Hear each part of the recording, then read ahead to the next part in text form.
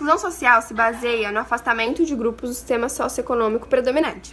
É uma forma específica de desigualdade. Assim, demonstram estados precários, como minorias étnicas, desemprego, pobreza, deficiências físicas e mentais, idosos e outros. Na nossa sociedade, a maioria das pessoas trabalham, vivem e produzem uma riqueza econômica, cultural e política. No entanto, é a minoria da população que usufrui desses bens sociais mais prestigiados.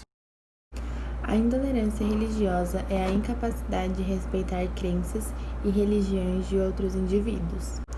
Ela é configurada pela discriminação, violência física e ideológica, ou qualquer outro ato que fira a liberdade do culto. E para uma maior ação, é preciso promover políticas de inclusão social. Com isso, envolvendo a sociedade, educação e a cultura, entre outras. Por isso, esforços coletivos e individuais são totalmente necessários para combater o preconceito e a exclusão social. Bom, eu vou falar sobre a exclusão social sobre a Princesa Isabel no Brasil, que eu fiz algumas anotações aqui, as mais importantes. E no século XIX, por exemplo, apenas 9 mulheres se comandaram o país. Isabel foi uma delas. E em 3 ocasiões, com a ausência do pai dela, que foi Dom Pedro II, ela recebeu esse cargo e assumiu o posto da rainha regente.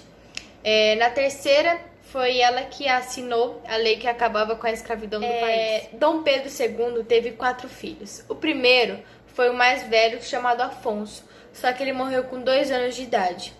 E com a ausência de um filho homem, que teve vários boatos, deram segurança à princesa, e que tinha que haver um terceiro Dom Pedro, só que seria o Pedro Augusto Filho.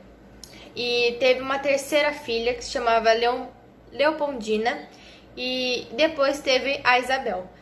Mas anos depois, o Pedro Augusto foi diagnosticado com um transtorno bipolar.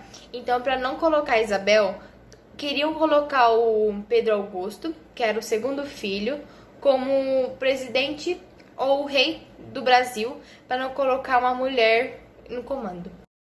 Em relação à exclusão étnica, os negros originários do continente africano foram levados para todo o mundo para serem escravizados.